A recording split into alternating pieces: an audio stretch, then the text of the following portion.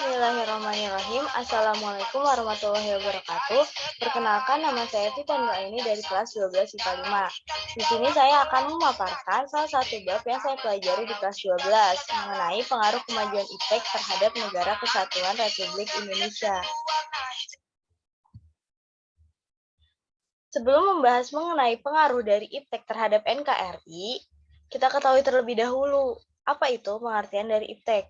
IPTEK merupakan singkatan dari Ilmu Pengetahuan dan Teknologi. Ilmu pengetahuan sendiri dapat diartikan dengan usaha manusia untuk mempelajari berbagai informasi, terutama mengenai fenomena dan fakta alam.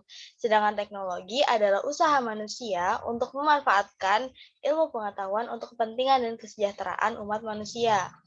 Maka dari itu, di sini IPTEK atau Ilmu Pengetahuan dan Teknologi adalah ilmu yang mempelajari berbagai informasi dengan memanfaatkan teknologi untuk kepentingan dan kesejahteraan umat manusia. Apa sih pengaruh kemajuan IPTEK terhadap NKRI?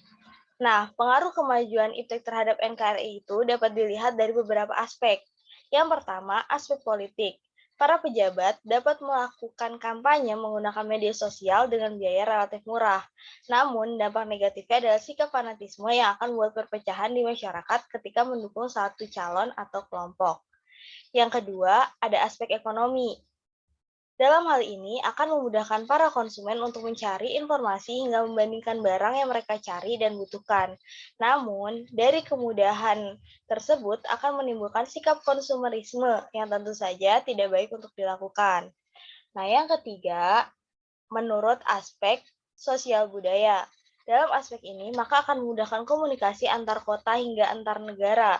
Bahkan kita dapat mengenalkan budaya Indonesia hanya melalui media sosial yang tentu saja bisa sampai ke berbagai negara sekaligus, tanpa perlu datang ke negara tersebut. Namun, manusia akan cenderung menghindari tatap muka secara langsung karena terbiasa dengan sebuah layar media sosialnya. Yang selanjutnya, aspek teknologi transportasi. Tentu saja akan memudahkan seseorang untuk berpindah tempat. Namun, di sisi lain, banyaknya kendaraan yang ada dapat menyebabkan polusi udara semakin banyak, sehingga akan merusak bumi. Yang kelima, aspek kesehatan. Nah, dalam dunia kesehatan, tentu saja teknologi sangat diperlukan. Alat-alat baru dengan teknologi yang canggih tentu sangat dibutuhkan dan membantu para dokter.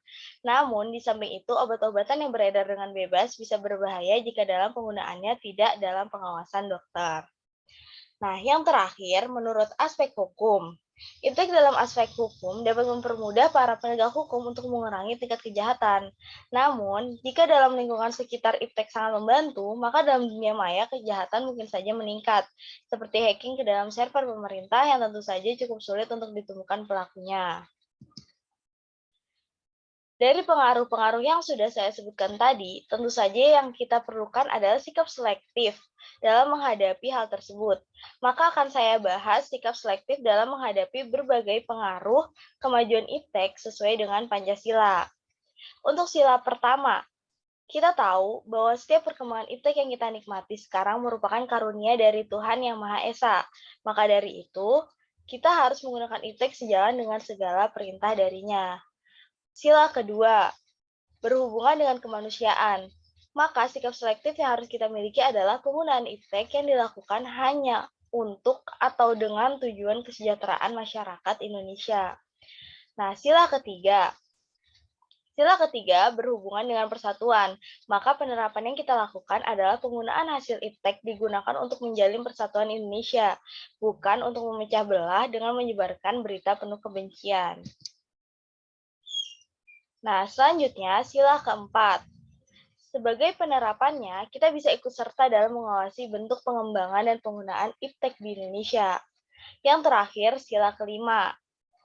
Diperlukannya semangat berkeadilan ketika melakukan inovasi juga penggunaan IPTEK.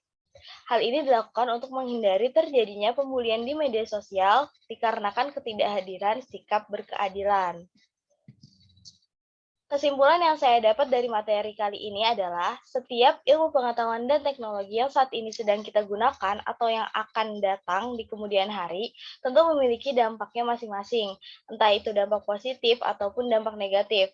Maka dari itu diperlukan sikap selektif yang berdasar dari Pancasila dalam menghadapi perkembangan iptek yang ada. Sekian yang dapat saya sampaikan, kurang lebihnya mohon maaf. Wabillahi taufiq walhidayah. Wassalamualaikum warahmatullahi wabarakatuh.